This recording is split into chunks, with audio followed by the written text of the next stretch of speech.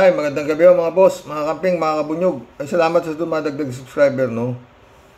Medyo mataas ang yan, tumadami mga friend. Ito, balik tanaw tayo rito, no? Para sana napanood mo to, Kopman, yung abogado nito si Digong, no? Para hindi ka nagugulat kung bakit nandiyan dyan si Digong at hindi rito sa Pilipinas inaaresto. O talaga, Kopman ka sayang swerte. Kung okay, Digong, paltang ko to matatalo ka dyan kung Digong. O, pakinggan mo to. Kopman. Dinadala ang mga taong isinailalim sa detention ng International Criminal Court sa ICC Detention Center na matatagpuan sa loob ng Dutch prison sa Scheveningen, The Hague. May 12 itong detention cell. Iba pang mga personalidad na inaresto ng ICC, kilalanin. Tamo, Kopman ka tanga-tanga ka Nagamit ang ICC Detention Center para sa pagdetine ng mga taong nahaharap sa paglilitis sa ICC. Hindi ito nagsisilbing piitan para sa mga napatunayan ng nagkasala at napatawan na ng parusa. Oras na sila ay mapatunayang nagkasala, inililipat sila ng piitan sa labas ng the Netherlands para doon tapusin ang kanilang mga sentensya. Hindi mo ba ito alam, Kopman? Sasabihin mo, tataka ka bakit nandiyan si Duterte? Dapat sa Pilipinas siya nililitis. Ikaw talaga bata ito, dito nililitis. Iba-iba ring lahi ito. Kopman ka Wala, kung okay, Digong, paltang ko to. Sayang sweldo na ito. Milyon ang attorney's fee niya, sigurado. Dollar. Mahigit 20 na ang nadetine sa International Criminal Court Detention Center mula nang maitatag ito noong 2006. Ang militia leader na si Thomas Lubanga ng Democratic Republic of the Congo ang pinakaunang nadetine sa ICC. Nakita mo, Kopman, hindi yan taga ICC hindi yan taga dyan, taga Congo, pero dyan nililitis. Talaga, Kopman. Kaya nga international court International Criminal Court. Pati nga si Putin, di ba, may warrant of arrest dyan. Wala, ano ba ito? Wala, pag ito, anyway, mahirap po talaga manalo yan. Kaso ni Digong na yan, Mariose. Parang, pag nanalo si Digong dyan, para siyang nakapag-jet ski. ICC Detention Center. Dumating siya doon noong March 17, 2006. Siya rin ang kauna-unahang taong napatunayang nagkasala at pinatawan ng parusa ng International Criminal Court para sa war crime na paggamit ng mga child soldier. Sinentensyahan siyang makulong ng 14 na taon. Makailang beses ring sinubukang mapalaya siya ng mas maaga. Pero hindi ito pinayagan ng korte. Napalaya si Lubanga noon lang March 15, 2020. Ang ilan pang mga personalidad na nadetine sa ICC Detention Center ay sina Charles Taylor, isang politiko sa Liberia na napatunayang nagkasala ng crimes against humanity at pinatawan ng 50 taong pagkakakulong. Germaine Katanga, isang rebel leader sa Democratic Republic of the Congo na naharap sa mga reklamong war crimes at crimes against humanity. Siya ang pangalawang na convict sa International Criminal Court. Pinatawan siya ng ICC ng 12 taong pagkakakulong. Radovan Karadzic, isang politiko sa Bosnia na napatunayang nagkasala ng genocide, crimes against humanity. Tama, sa Bosnia naman yan. Anong pinagtataka mo? Bakit nandiyan si Digong? Ito nga mga to, hindi nga rin taga dyan Ikaw talaga, kupal man ka talaga At war crimes. Nasentensyahan siya ng 40 taong pagkakakulong. Sa ngayon ay may 6 na abusado ng kasalukuyang nakadetine sa ICC Detention Center. Ito'y sina Al-Hassan Ag Abdul Aziz, isang Islamist militant sa Mali na napatunayang nagkasala ng crimes against humanity.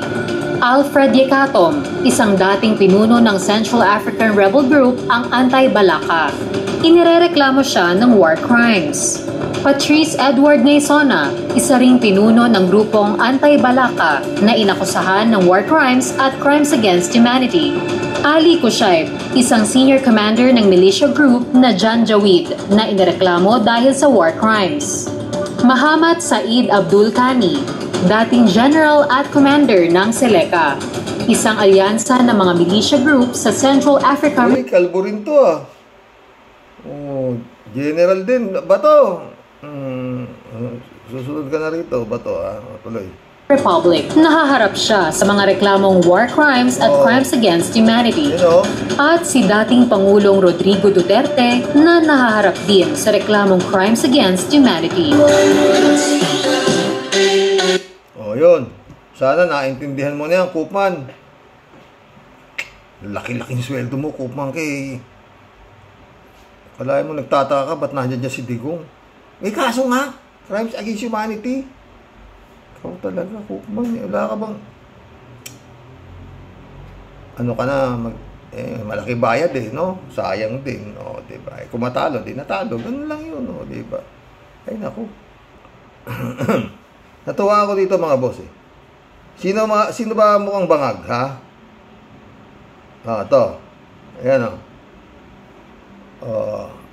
tingnan mo si Inday, yung magkakapatid, ayun, yung mga Marcos, ang nakalagay dito yan, yung mga nagsasabing bangag, yun yung nasa taas. Yung mga sinasabihan ng bangag, yun yung nasa baba, sila Bongbong Marcos, saka yung mga anak niya naman, Tatlo rin pala anak ni Bongbong, tatlo. Sino mas mukhang bangag nga dyan sa itsura na yan? Tingnan nyo nga itsura. Taragis na.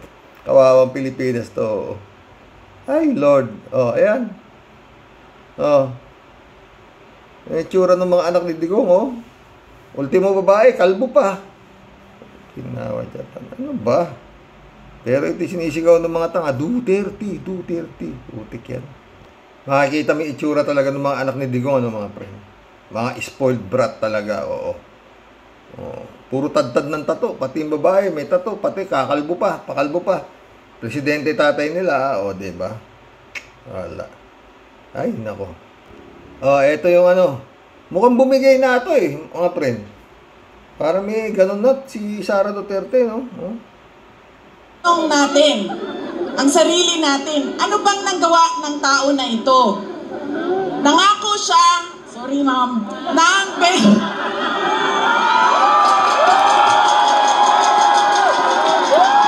One day ago lang to, mga pre, Si Bongbong ay hindi si Amy.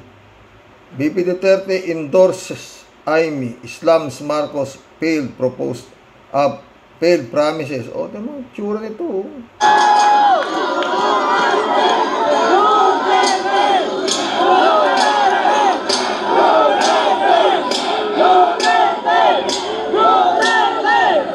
Alam niyo, paano ko ba sabihin ito? Hindi, ganito. Tulad na lang na magkaibang tao kami ni Pangulong Rodrigo Duterte. Si Pangulong Rodrigo Duterte ay hindi si Inday Sara Duterte. Si Bongbong Marcos. Andun si magkatabi si Iskupal at saka si Amy Marcos. Andun, Mahaba itong speech na walang kwenta-kwenta. Pakinggan natin konti. Ay hindi si Amy Marcos.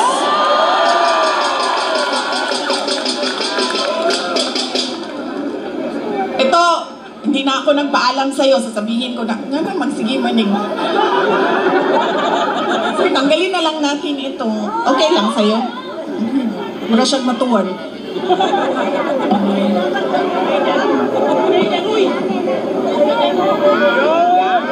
Ganyan na lang.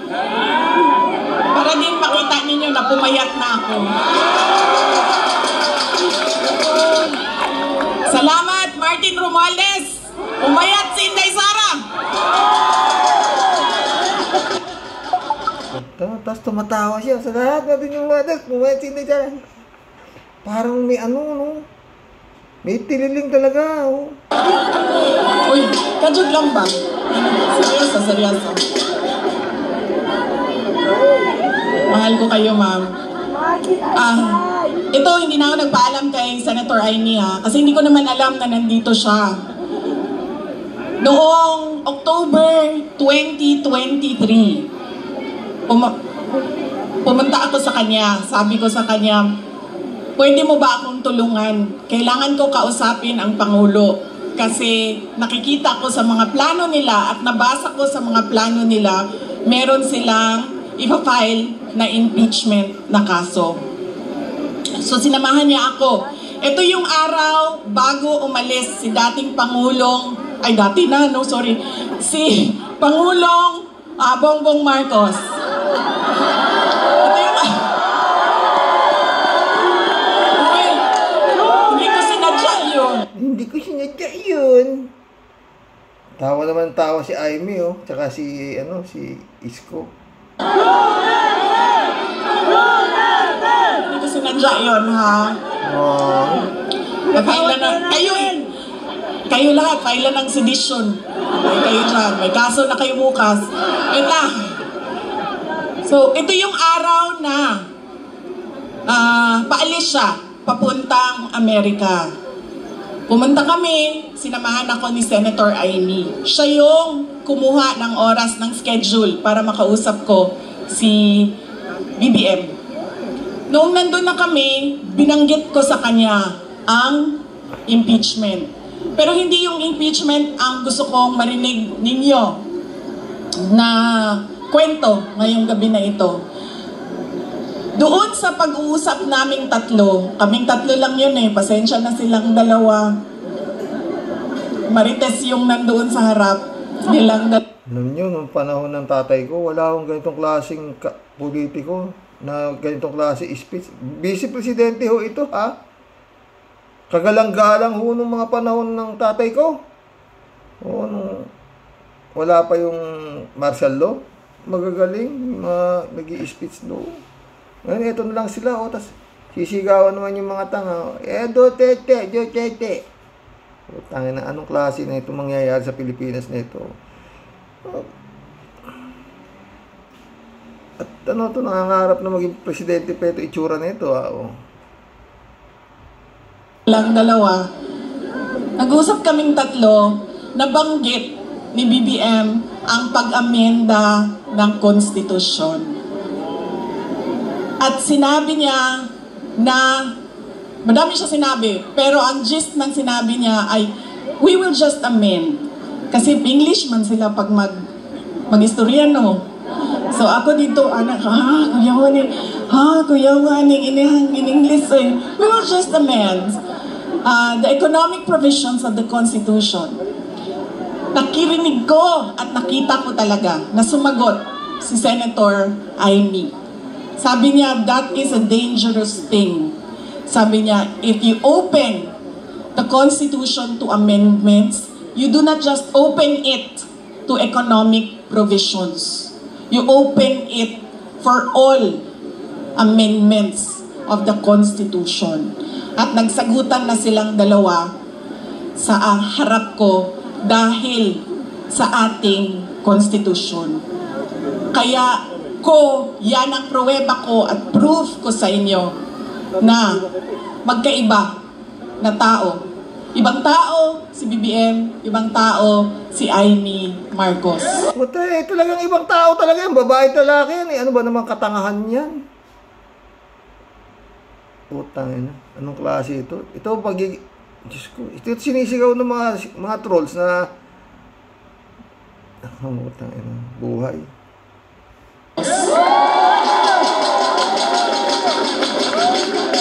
Okay na ma'am, pwede ka na. Akalain mo yung speech na yan, pinapalakpakan. Putang ina yan. Na umalis. Wait lang, sandali. Binastos pa si Aimee. Okay naman, pwede ka nang umalis. Sabi pa kay Aimee, si Aimee naman tawa lang ng tawa. Ano nangyari rito kay Aimee, no? Paano kaya itong nangyari sa babae na to? Nyo ba si Aimee Marcos? Okay na ma'am, pwede ka na lumipat sa QC. Iboto nyo ba si Aimee Marcos? Gumano naman to si Baba, sige na, pwede ka nang umalis. Lipat ka na sa QC. Good na dito. Huwag na dito. Kalimutan ko na yung sasabihin ko. Kalimutan na yung tama. 3 paalala. Yan, tatlong paalala. Hindi natin tinitingnan kung ano ba yung mga pangako niya noon. Tumakbo siya noon, may pangako siya. Binigay ba niya? Diba? 20 pesos ang kilo ng bigas. Tapos ngayon, okay na. Meron na nga, inuumpisa na nga, tanga. Yung tatay mo, hindi na rin pwedeng mag-jet ski dahil nandun na nga sa dahig. Ano ba itong mga pre, no? Ano, nagkaroon tayo ng ganitong uring politiko, no? Dinastiya pa, ha? Oo. Mayor, congressman, vice president, puta. Kawawa itong Pilipinas na ito. Okay na daw. After 3 years, 3 taon ng campaign promise o pangako sa eleksyon, ibibigay ngayon. Pero, ibibigay lang sa Visayas. Para bang hindi kayo nagugutom di... Ina, ano, ang kapal na mukha nito para magsalita ng ganito. Ano yung tatay mo nga, nado na nga sa dahig, hindi pa nakapag-jet ski. At saka merong inaano sila, Atty. Claire, ha? Yung palang tatay nito, nangako rin, 7 piso ang bigas. Ang gusto niya mangyari, 7 pesos yung pa. Lalo na mabigat si Kibulog. Pag si Kibulog daw ang naging presidente, 5 piso na lang per kilo ng bigas. Basta ibigay sa kanya lahat ang pera. Oo. Dito sa syudad ng Maynila. At parang hindi nagkukulang ang pera ninyo pambili ng pagkain. Kaya dapat tinitingnan natin. Putang ina, anong klaseng speech to? Abi, tatalunin ng mga tumatakbong kagawad ng barangay ito rito eh. Sa totoo lang. Oo, kumanta, oo, bakit hindi? Pero tinitingnan natin, ano ba ang pangako? Binigay ba o hindi? Bakit hindi binigay ang pangako? Dahil nagsinungaling? Tanginan to, parang hindi nangangako yung tatay niya dahil pinangako ng tatay niya. Ang natupad lang yung maraming napatay. Wala talaga, mga boss. O dahil hindi talaga maibigay? Hindi maibigay. Pa? Kaya siya nagkaganito. Kasi itong bahay ito, wala itong ipinangako eh. May tatandaan ba kayo pinangako na ito? Basta ngiti-ngiti lang ito doon sa ano eh. Nung nangangampanya silang dalawa ni Bongbong. Parang harutan na sila, naharutan sa entablado.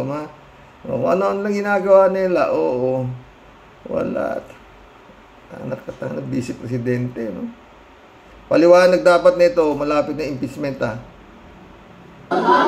Yan yung unang. Lagi nalang nagpangag. Sorry, ma'am. Nambubudol. I'm sorry, ma'am. Kasi naman sabi ko, okay na, basta.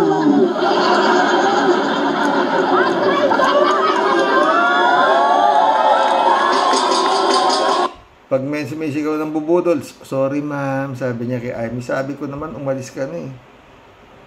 Ano ba klase ito? Putang ina talaga.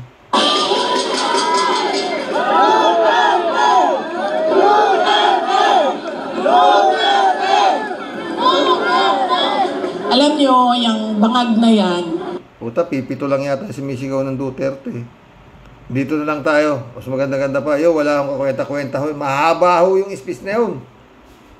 Wala, puro paninira lang siya dito sa gobyerno ni Bongbong. Nakala mo naman, napakagaling ng pinanggalingan niyang gobyerno yung tatay niya. Puta na, anong klase mga ano to? Kakapal ng mukha nila, ano mga friend? Eto. Mo si BBM, si Lisa Araneta, at si Marty Gomales. Gusto ko, ang galing yung ulo niya ba? Ako, inyo na yung puting tawso ninyo. Kunin ko yung katawan ng tatay niya. Tapos ko yung sa Pilipinas. Bakit ako pumirma sa verified impeachment complaint laban kay Vice President Sara Zimmerman Duterte? Ako po si Congresswoman Pami Zamora ng 2nd District of Taguig at ito po ang Article 1 ng verified impeachment complaint laban kay Vice President Sara Zimmerman Duterte. Respondent betrayed the public trust, committed culpable violations of the Constitution, and/or committed high crimes in contracting an assassin and plotting to murder or assassinate the incumbent president, the First Lady, and the Speaker of the House of Representatives, as publicly admitted by her in a live broadcast. Tapusin nyo na yung pupit na show ninyo ang sa inyong lahat.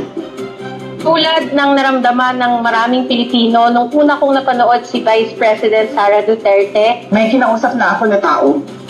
Sinabi ko sa kanya, kapag mo si BBM, si Lisa Araneta, at si Marty Gomales, no joke. No joke. Nagbilin na ako, ma'am. Pag nakay ako, sabi ko, huwag ka tumigil na hanggang hindi mo mapagpila. And then he said yes. nagulat ako at natakot para sa ating mahal na presidente, sa kanyang First Lady, at syempre para kay Speaker Martin Romualdez. Malinaw na malinaw nung sinabi niyang paulit-ulit, no joke, no joke. Inulit pa nga nung reporter, tinanong nung reporter, sabi niya, but you already talked to a person, at ang sagot niya ay yes. No, but you already talked to a person. Yeah. Do that Yeah. in the event that you get killed. Yes. Yeah.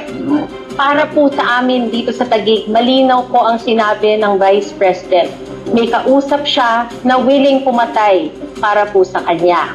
I do not take the threat of the Vice President lightly. Sa amin po dito sa Taguig, hindi po namin palalampasin ang mga sinabi ni Vice President Sara Duterte laban sa presidente na ating hinalal at minamahal. Ang ganyang kriminal na pagtatangka ay hindi dapat pinapalampas. Yan ay aking papalagan. The Vice President of the Republic of the Philippines, Sara Duterte, admitted to contacting an assassin to kill President Ferdinand R. Marcos Jr., First Lady Luis Araneta Marcos, and myself. Kung matatandaan po natin, this is not the first time. Hindi ito ang unang beses na ginawa ito ng Vice Presidente. Sa isang press conference, siya mismo po ang nagsabi that she fantasized beheading the President. Imagine myself cutting his head. Sinabi rin po niya na huhukayin niya ang labi ng dating President Ferdinand E. Marcos Sr. at itatapon daw sa West Philippine Sea. Hindi ka tumigil. Hukayin ko yung tatay ninyo. Itatapon ko siya sa West Philippine Sea. Para po sa akin, wala pong public official o normal na tao ang dapat maringgan ng ganitong mga pananalita. Ba't naman nagugulat ang tao na pipirma ako dyan? These are statements that can't be taken lightly, especially... Normal na tao, Congressman Zamora. Abnormal yung magkakapatid na yan eh. Magmula sa ama hanggang doon. Tignan mo, lahat ng anak, puro. Pati yung kabit, namukpok pa ng diba? Putik yan, wala. Especially from someone with such a high position. So, nagtataka na nga ako kung bakit nagulat yung tao. Alam naman kung sasabihin mo kung kain mo lolo ko. Of course, I'll be the first one to sign. Kung matatandaan po natin, ilang araw matapos ang threat ni Vice President Sara Duterte, ang kanyang ama naman po na si dating Pangulong Rodrigo Roa Duterte also issued a call for the military and the police to intervene. Manorit ang presidente na in face of so many errors there, tanggap na ng hanggang nagkaroon ng British fracture sa government. It is only the military situation. Sabi nga po ni E.S. Bersamin, no motive is more selfish than calling for a sitting president to be overthrown so that your daughter can take over. Ayon po sa verified impeachment complaint, ito po ay isang open defiance to the executive power vested in the President under the Constitution at otoridad ni Apo Bongbong Marcos bilang Commander-in-Chief ng Armed Forces of the Philippines.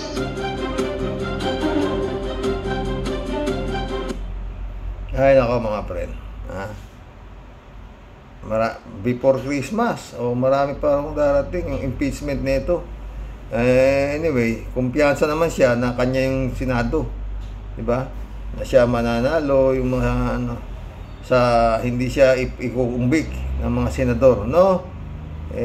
Tingnan natin kung ano magiging rason itong mga senador na ito para i-acquit etong si Sara Duterte. Di ba mga friend? Mag-collab na ho tayo. Marami na yan.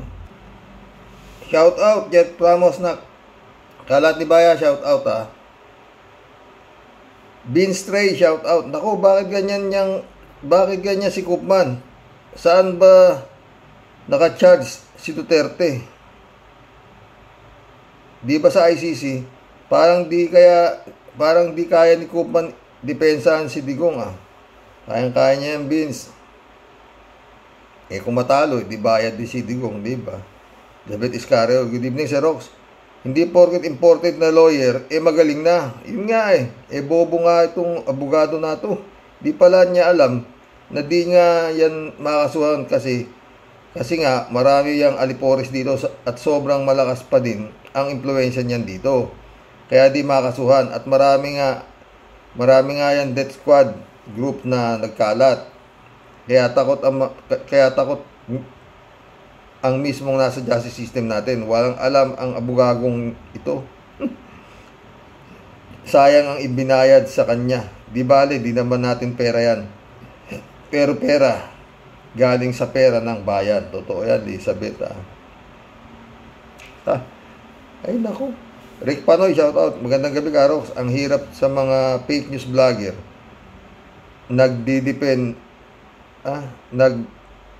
sila ng fake news sa mga DDS, kaya umaasa ang mga DDS. Yun nga, Rick Panoy.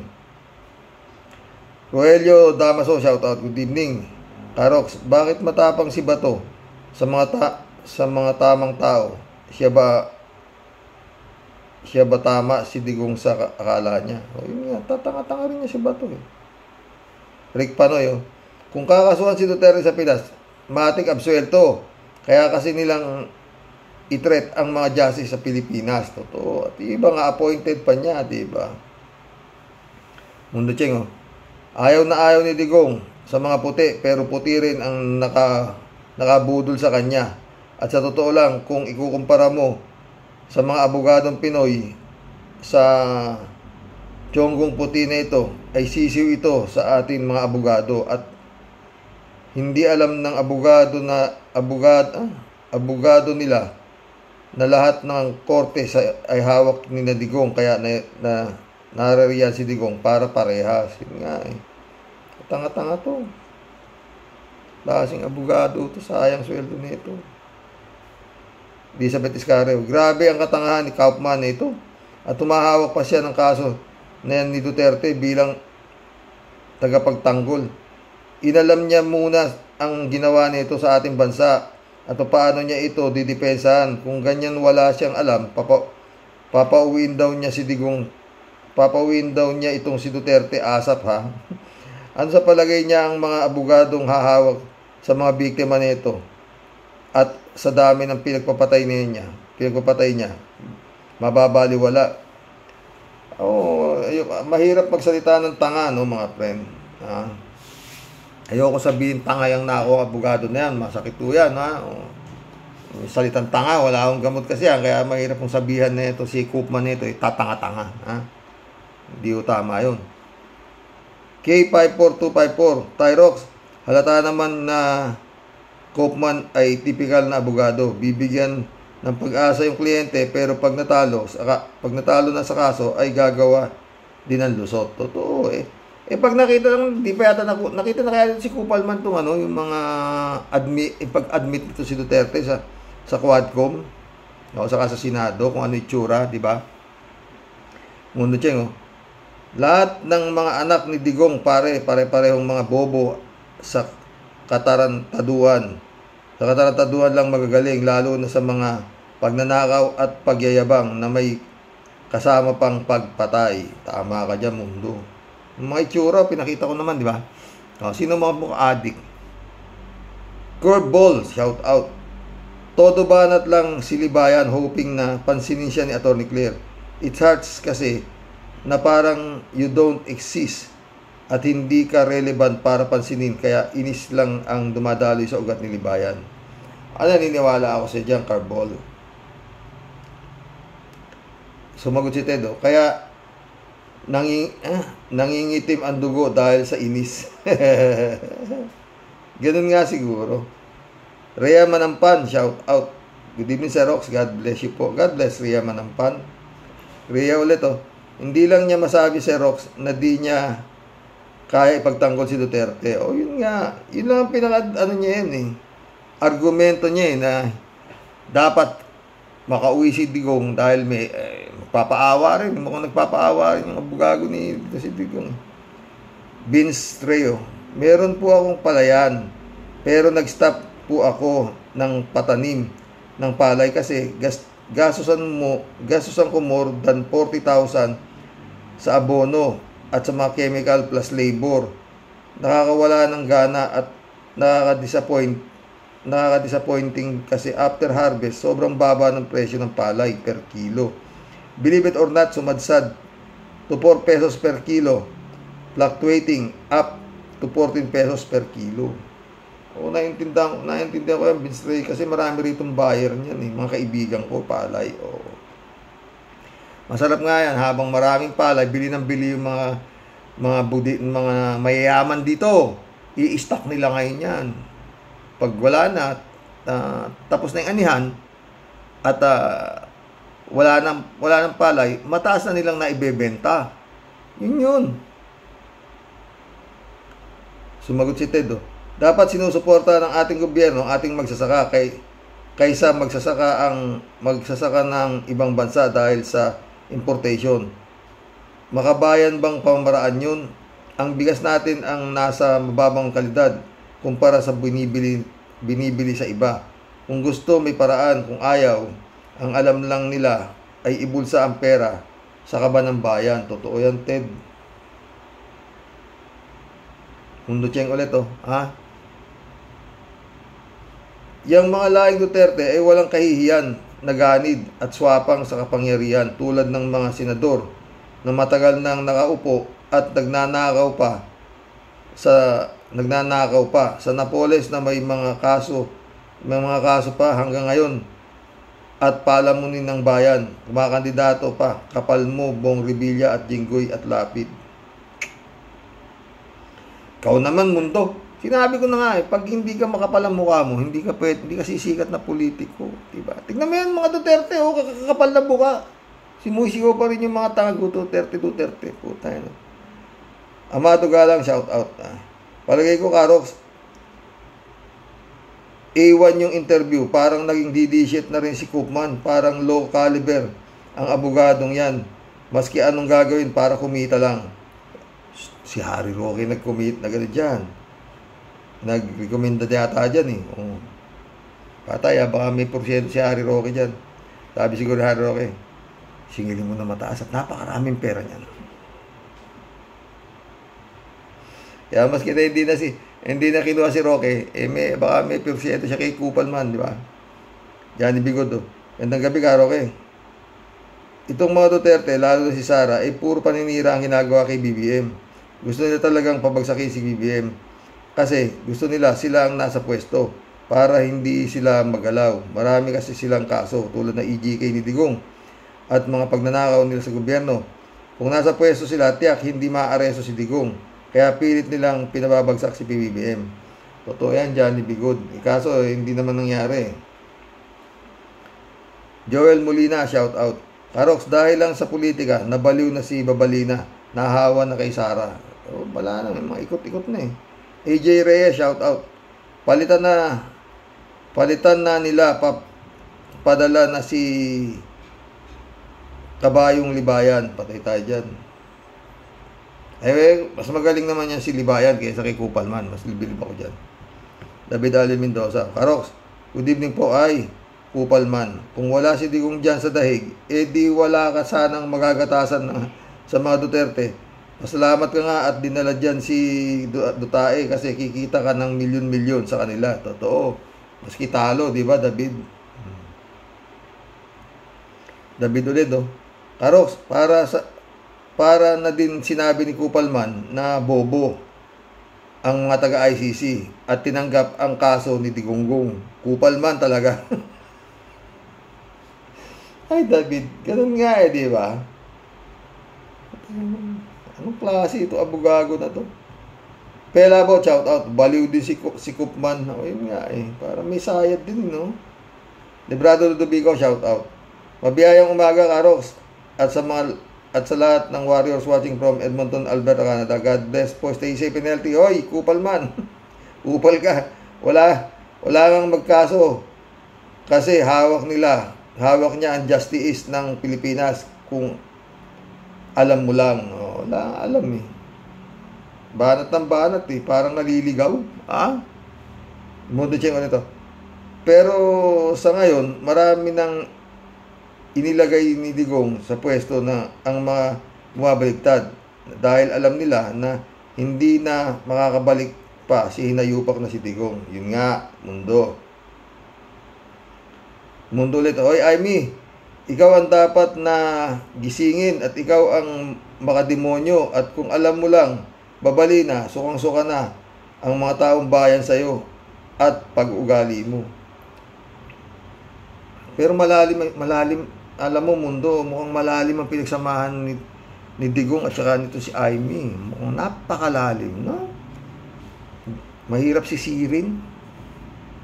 Marilo Pabianak, shout out. Good evening po tayo at sa mga ka-warriors. Napakalaki nga po ng puhunan sa baboy. Kaunting-kaunti lang magiging balik.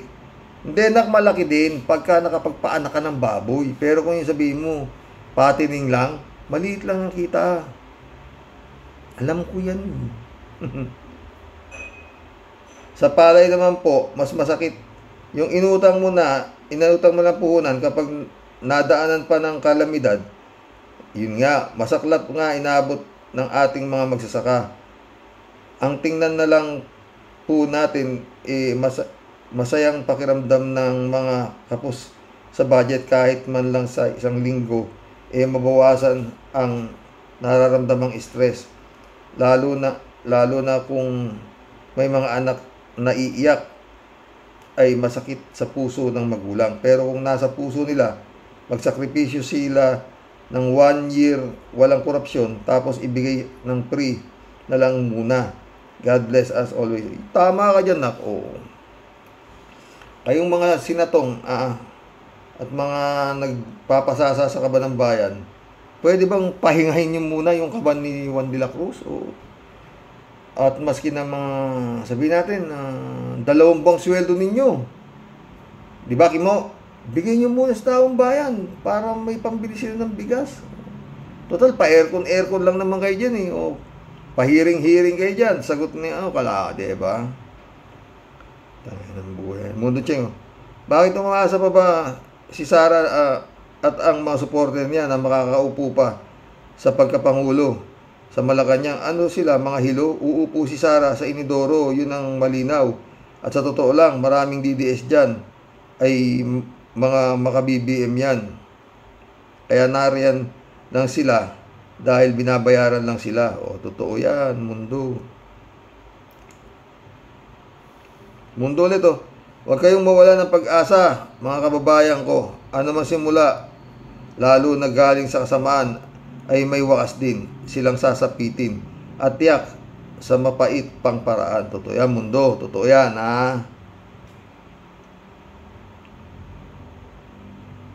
Mundo Cheng ulit Para ano pang manumbat si Sara, mabuti pa nga si PBBM may naitulong sa mamamayan kahit sa munting bagay. Kaysa sa mga Duterte, wala nang naitulong.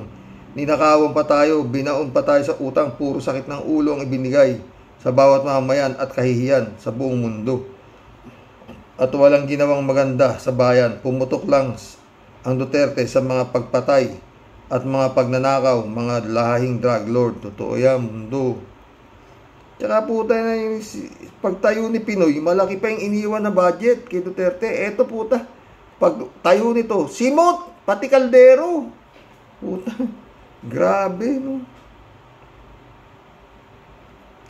Friend Shervin Sapeda, shout out. July 7 Alcantara, Christian Sen, shout out. Eman Escalona, nak. Dolor Garcia. Friend Amy Bingson, shout out ha. Sabi ni Friend Shervin. Muli po, Impong Basyang Team Tia Deli po. Sumasahing papawid upang makibanat at may ngiting pagbati sa iyo, Sir Rox, at sa buong Team Rocky Warriors the Great. Sa topic mo po today, Sir Rox, teka lang, ano po yan? Syunga at bobo lang si Kupang. Syunga at bobo lang si Kupang. Kupang. Kupman. Di ba ICC nga, means International Court, bobo. Tanga-tanga nga no? Kupal man nga talaga to. Akalain mo, Sir Rox, di pa nag-uumpisa labanan ng mga may utak at matatalino, ligwak agad ang syunga. Ampaw ka pala na surot lead counsel ka pa naman, wala ka naman palang binatbat para lang sundalong kanin nga awa ng tawa si Tia Deli. Hara ka na hahara-hara ka sa daan pero walang silbi. Sa totoo lang, sayang lang binabayad sa'yo, galing pa naman yan sa dugo at pawis ng sambayan ng Pilipino para sa kaban ng bayan. Pero sinimot at ninakaw naman niya surot na pinagtatanggol mo ngayon. Kaya instant milyonaryo ka rin, Sir Kupang. Congratulations sa'yo. 5 sila, Tia Deli, 5. Napa sa kamay mo ang pinakamabigat na kaso sa kasaysayan. Pero wag mo kaming paandaran ng paninindak mo, okay? Mata sa mata, ngipin sa ngipin ang labanan. Higpitan mo ang sinturon mo, Sir Kupang, at pakakainin ka namin ng alikabok. May kasamang bato ng rayuma, matira matibay. Magkakaalaman ng husay at talino sa araw ng paghukom. Kung ako sa'yo, Sir Kupang, Kupman, damihan mo pa po ang kain ng kalabasa. Pampalino ng mata. Pangpahusay pa ng mangopya. Kaya wag kami, okay? Himbingan mo ang tulog mo at usayan mo din ang mga gagawin mong lusot. Baka sa kangkungan pulutin, Sir Kupang. Kupman. Impong Basyang, lalayas po muna at baka di po ako makapagpigil maapektusan ko maapektusan ko ng isang malutong-lutong itong si Haring Kupyang. Kupma, sa inyong pong lahat, tunay pong nagmamahal. Ang pinakamakuda at sa vlog ni Sir Rox, Katipunera po ng Cavite. No?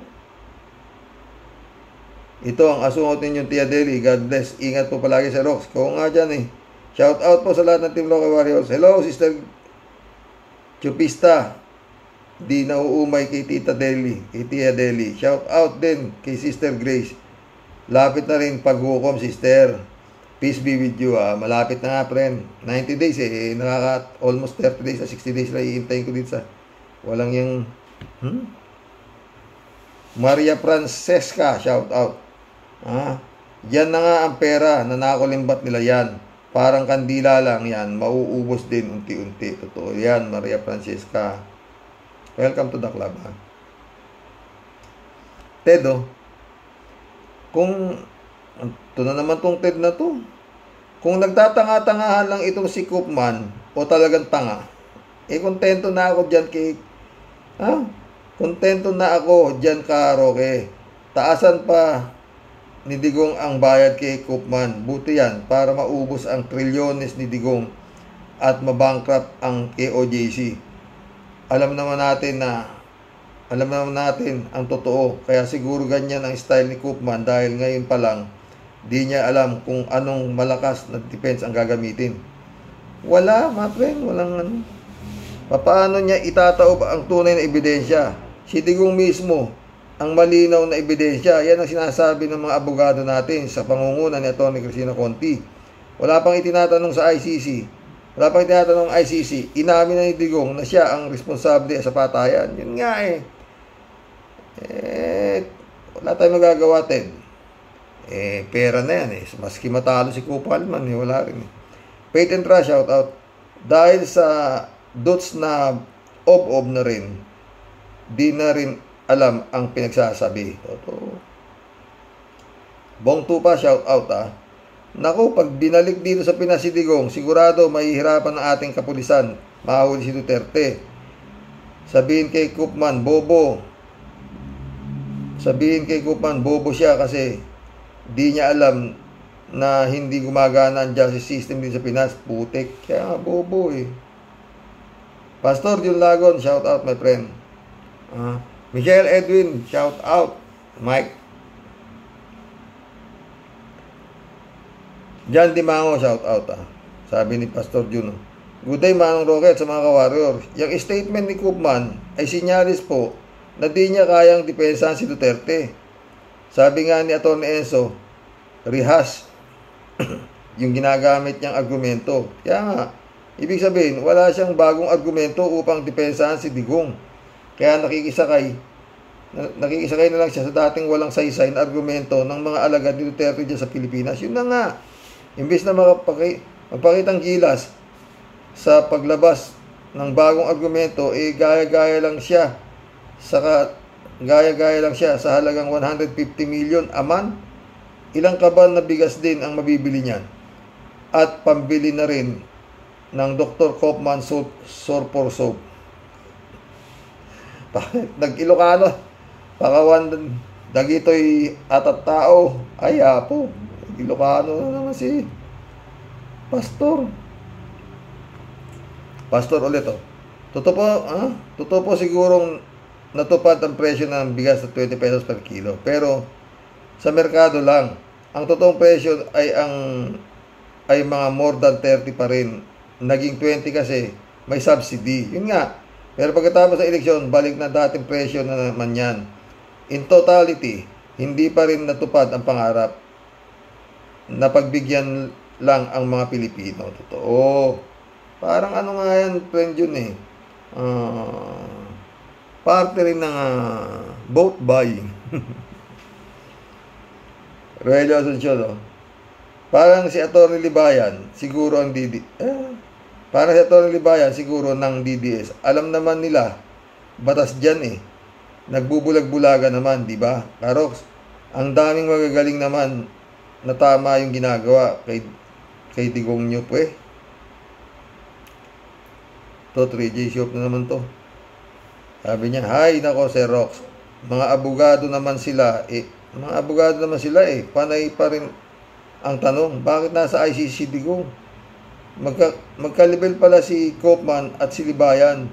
Tinatanong din Libayan yan pero siyempre alam naman natin na yung mga narrative nila na gusto nilang itanim sa isip ng mga Pilipino. Dapat di na lang pinapansin niyang taong tanong nga yan. Bale, nagbibigay na lang ng hint si Koopman na hindi kayang ipanalo ang kaso ni Digong. Yun nga Or other way around, kung mahirap naman sabihin tanga yan. Kasi nga, international lawyer yan, mahal yan. Kaya napakasakit namang sasabihan natin na tanga yan si Koopman, diba? PJ Show ulit si Rox. Kung talagang magaling yan si Koopman, nang kunin pa lang siyang legal counsel ni Sara, sana sinabi na niya agad na dapat sa Pilipinas itry si Digong. So, meaning to say, ngayon pa lang nare-realize ni Koopman na tagilid si Digong sa kaso, most likely. Ngayon lang nalaman ni Koopman na yung sariling admission ni Digong sa Quadcom at Senate ang magsisil ng conviction ni Digong. Yun nga. Kaya nga dapat si Digong, wag na siyang makiki-operate dyan. Yung perang ibinabayad mo dyan kila Koopman na yan, bahagi mo para maging bayani ka. Yun din lang gusto mong ipapil sa buhay mo, bayani. Na ikaw ay aping-api. Mag-hunger strike ka dyan. Yun ang gawin mo. Digong. Ba't ba ako nag-a-advise dito sa halimaw na to? 3J Siopo.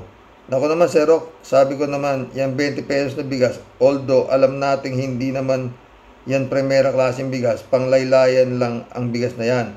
Na ang original price ay 35 pesos. Sa ayaw at gusto natin yan po eh. Gimmick lang po for the election. Pero di po naman masasabing ayuda. Di naman magtatagal yan. Kaso naisahan si Sara sa pag-gimmick ni BBM, kaya nang gagalaite mismo. Daldal ka ng daldal, Sara, na hindi tinupad yung pangako. Tinupad na, tumahimik ka na. Ngayon sabihin mo naman, pambaboy. Tanga-tanga mo talaga. Hindi kinakain ng baboy yan. Bigas? Tanga-tanga mo talaga. Pigs ang kinakain ng baboy, hindi bigas. Syunga. Federico Mandaco. Tanga din niya si Koopman. Kung ganun pananaw niya, bakit niya tinanggap maging abogado ni Digong? At dapat hindi tinanggap ng ICC si Digong sa dahig. Bobo din, gumagawa din ito ng intriga para kumuha ng simpatya sa mga DDS. Halatang scripted yung interview, wala siyang alam sa nangyayari sa Pilipinas noong panahon ni Digong. Totoo. 3J Shop ulit to. Xerox, si Sara hilong talilong na yan. Sa dami ng kanilang mga problema, di na niya kayang mag-isip ng tama. Kahit super dami ng kanilang datong,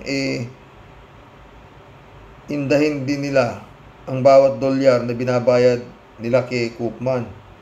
Di biro yung 1.4 million a month na bayad. Balik kulang Xerox dollar yan. Kung tatagal pa ng 5 years, bali humigit kumulang sa $85 million. Kung tumagal pa ng higit sa 5 taon, yung 85 million, kung imumultiply mo sa pesos, ikaw na ang mag-calculate, Xerox. Ang sisti pa nito, kung matalo si Digong ay aray. O talaga, kung matalo, sure ball yan, friend. Kamay ng Panginoon ang kalaban niya di ba? Federico Mandaco, kung si PBBM lang ang may tapang at pananita gaya ni Atty. Claire Castro, kahit papaano masisindak niya yung tumitira sa kanya. Biro mo kung tawagin siyang attack dog. Biro mo nung tawagin siyang attack dog ni Sara, binawian niya ito ng utak palangka si Sara ang anay ng lipunan. May dagdag pa, kung ayaw daw ay attack dog, sila Sara naman daw ay garapata. Masyadong malambot at mabait si BBM. Subukan niyang magpakulong ng 10 fake news vlogger. Tingnan natin kung hindi tumahimik mga yan. Totoo yan, Federico. Hintayin natin, Shout out, Atty. Claire Castro. Bakit ba kasi wala pa kayong pinapakulong na fake news vlogger? Sa dami-dami ng mga yan. Glenn Dadeo, shout out. Sagutin na lang niya if nasaan ang kompipan. Di yung satsat na walang saysay, lalo lang siyang binubudol mga mamayan. Di siya advocate ng peace. War ang gusto niya. Mangyayari sa ating bayan. Totoo yan. Chupuisda Bonaaw. Good morning po, kuya, at sa mga pamilya mo pong mahal. At sa mga ka-warriors, wag na po nating patulan ang mga DDS at si Koopman. Ang tunay na ebidensya na lang para hatulan ng ICC ang umabuso sa batas ng tao at sa batas ng Diyos. Kailanman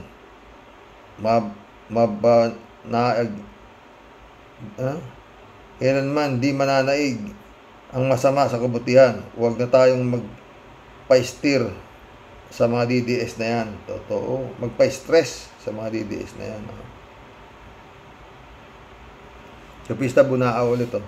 Ay nako Sara, palibasa puro masasarap ang kinakain mo, kaya ang tingin mo sa 20 pesos na bigas ay pagkain lang ng baboy. Pero sa gaya naming mahirap, ay malaking bagay na po ito sa amin. Tama na ang paninira mo sa gobyerno ni PBBM. Di po ako mga BBM, Lenny po ako, pero natutuwa na rin po ako sa mga nagagawa ni PBBM. No, diba? Sumagot si Ted, dapat pasalamatan ni BBM si Yusek Castro. Totoo. Ang laking bagay niyan. Daming tumitira sa kanya. Chupista Bonao ulit to. Hala, anong nangyari sa'yo? Amy, utak mo napunta sa talampakan. Ikaw ang lusak sa di kayo pa po na bahala kung ano na ang di.